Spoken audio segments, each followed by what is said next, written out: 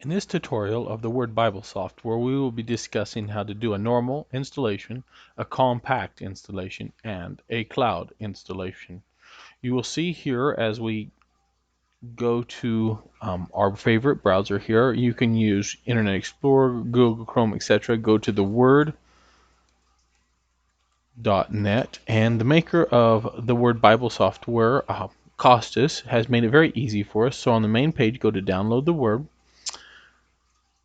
And you can see here I've already downloaded it once, but go ahead and download it and it should be ready to install upon your download. Once you've downloaded, double click it. This program should work in various versions of Windows, Windows 7, Windows XP, I believe back even to 98, something like that, but also Windows 10 and things like that.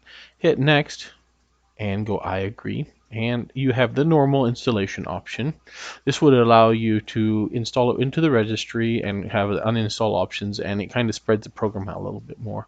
I prefer the compact, which installs it into a single folder area, and this will also use for those that are interested in a cloud installation. We can show you how to do that.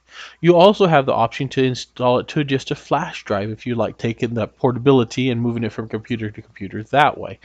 But this however has no uninstaller in that option.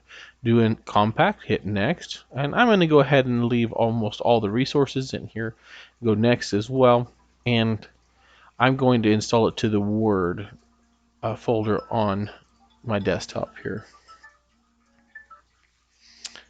And as it goes ahead and installs, we'll just be patient for it. For those that are going to do the cloud installation, it's going to be just a few more steps. Make sure you have your Google Drive set up or your OneDrive or something like that with a folder that you're going to put your Bibles and your books into.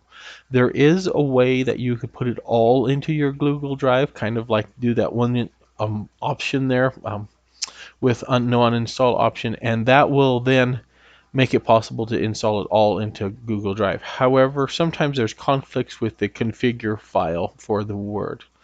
I'm going to let it run the Word, and you will notice some things as it's running here. It's going to build some indexes and things like that, and then we should be able to operate that in just a second. So just while we're waiting on that, note that you can see it building various indexes, and then we can go ahead and go on with the user interface.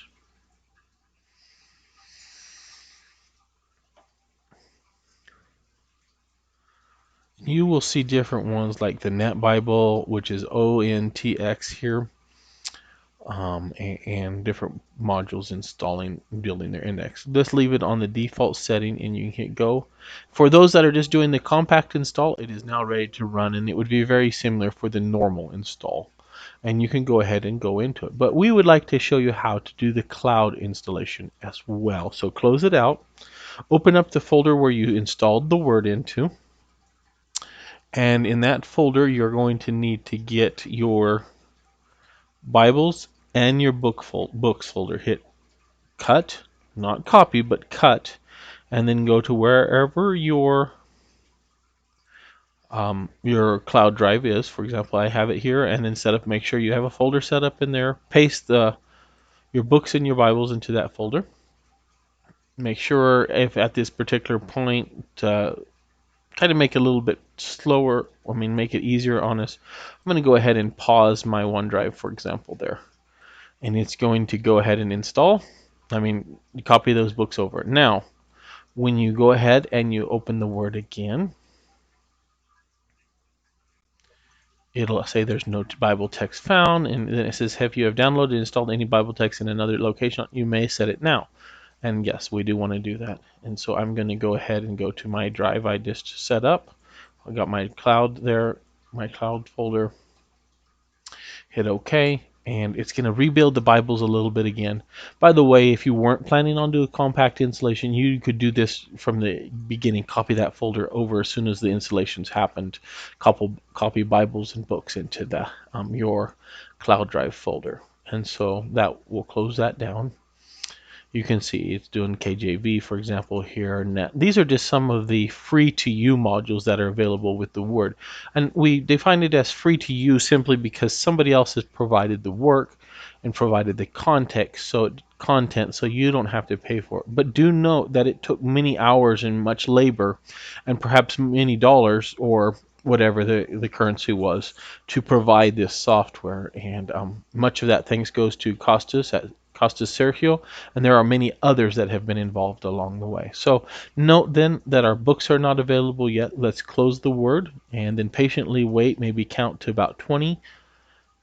And while you're waiting, that will cause the config.ini file to update. And once that's updated, then we're going to reopen the Word here. And so if we've waited patiently enough, let's go ahead and open it again. And this will vary depending on the speed of your computer. And now the Word should be open. Has the books in here? Yes. And let's go yes to all. And no, I do not want to set up a reading plan yet. And so here we are. And we have our various books that came with the Word. And so good to go. So that's it. It shows you some general ways how to do installation. We had, as you remember, we had the compact installation, the normal installation, and the cloud installation. If you have further questions about that, please feel free to contact theword.net, or we'll give you some more help areas in a future tutorial.